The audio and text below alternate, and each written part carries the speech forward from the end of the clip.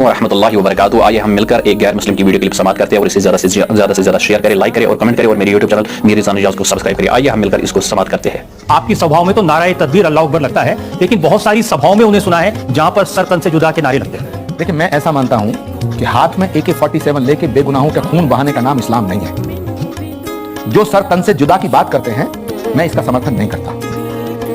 Profit Mohammad एक जंग में घायल हो गए और उस जगह का नाम था तायफ। वो लहूलुहान हो गए। जब पैगंबर मोहम्मद के चाहने वालों ने कहा कि पैगंबर साहब आप लहूलुहान हो गए हैं, आप इन्हें बद्दुआ दे दो, तो पैगंबर ने कहा कि मैं किसी को बद्दुआ देने के लिए नहीं आया, मैं उनको भी दुआ दूंगा। तो जो पैगंबर इतना दयालु हैं, उनके नाम पर किसी को काट देना, किसी का गर्दन उड़ा देना और कह देना कि जो गुस्ताखे नबी की एक सजा सत्तन से जुदा, सत्तन से जुदा। मुझे लगता है कि जो इस तरह का नारा लगाते हैं, जो इस तरह गर्दन काटते हैं, वो ना इस्लाम को समझते हैं ना पैगंबर को समझते हैं। जज़ाकल्लाहु खैर। आप तमामी हज़रात ने इस वीडियो क्लिप को समाप्त किया है, तो उम्मीद भी करता हूँ कि आप इसे ज़रूर